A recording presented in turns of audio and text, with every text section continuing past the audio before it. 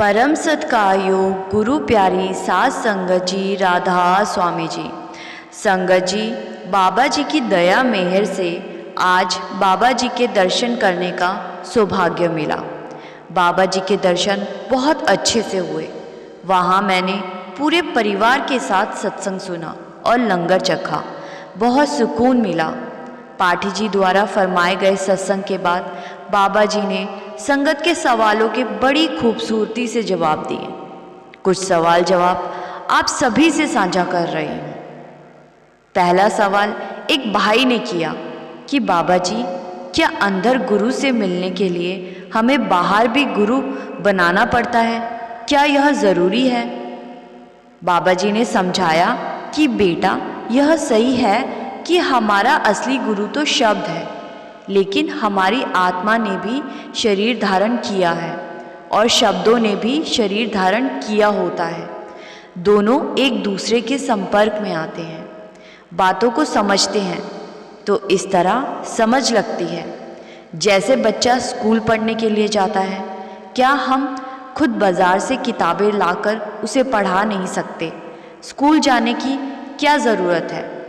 इसी तरह हमारा असली गुरु तो शब्द ही है, लेकिन अभी तक हमारी वह अवस्था नहीं कि हम खुद उसको समझ सकें। इसीलिए गुरु होना लाजमी है।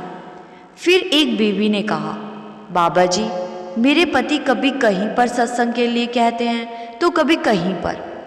आपके इतने सत्संग होते हैं, इस तरह तो बाबा जी मैं भजन सिमरन ही नहीं कर पाऊंगी। उसका प्रश्न सुनकर संगत हंसने लगती है। बाबा जी ने कहा, आपकी बात बेटा बिल्कुल सही है। यह जितने भी मर्द बैठे हैं, अगर अपनी अपनी पत्नियों का यह कहना माने तो इनका बेड़ा पार ना हो जाए। संगत फिर हंसने लगती है। बाबा जी ने कहा, बेटा आप सही कह रहे हो, मिलेगा तो करने का ही। मैं भी तो यही कहता हूँ कि भजन सिमरन करो, करेंगे तो मिलेगा। फिर उस बीवी ने कहा, बाबा जी मेरा बेटा है और वह कहता है कि उसको घूमने जाने दो। बाबा जी, क्या घूमने जाना चाहिए या नहीं? बाबा जी ने कहा, बच्चे छोटे हैं, उनकी अभी उम्र है, उन्हें घूमने में क्या हर्ज है? फिर एक दूसरी बीवी ने सवाल किया, बाबा जी मेरी शादी हुई है, मेरे पति नौकरी बाहर करते हैं और वहीं रहते हैं। मेरे सास ससुर कहते हैं अपना सामान पैक करो और वहीं ले जाओ। मेरे पति भी उनकी बात सुनते हैं। मुझे डर है कि कहीं मेरा सामान उठाने के बाद वह मेरा और मेरे पति का तलाक ही ना करवा दे। बाबा जी ने कहा कि बेटा वह ऐसा क्यों करेंगे?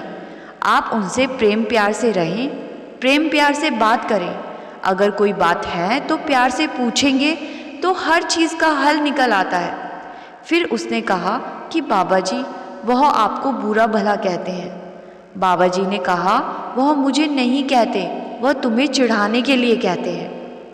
अगर आप उनकी बात का गुस्सा नहीं करोगे, पलट का जवाब नहीं दोगे, तो वह फिर क्यों रिएक्ट करेंगे? उनकी खुशी तो आपके रिएक्ट में ही है। बेटा, ताली कभी एक हाथ से नहीं बजती, इसीलिए आप पलटकर जवाब मत दिया करो। फिर उस बीवी ने कहा, नहीं नहीं बाबा जी, वह तो बहुत ज़्यादा आपके बारे में बोलते हैं कि तुम्हारा बाबा ऐसा है, तुम्हारा बाबा वैसा है। तो बाबा जी ने कहा, बेटा आप कह दिया करो कि हाँ, जैसा भी है हमारा बाबा तो ऐसा ही है। तो संगत फिर हंसने लगती है। फिर एक और बीवी ने पूछा, बाबा जी भजन सिमरन करती हूँ, लेकिन शरीर बहुत दर्द होता है। उसने बाबा जी से पूछा।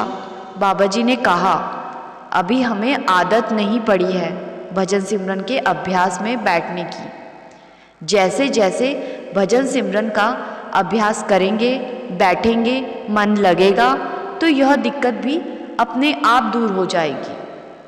फिर एक और बीवी ने पूछा, बाबा जी मेरी बेटी को 3 वर्ष हो गए, कामयाबी नहीं मिली। बाबा जी ने कहा कि बेटा, जितने भी यहाँ पर बैठे हैं, अगर सबकी इच्छा पूरी हो जाए तो फिर तो तबाही ही मच जाए।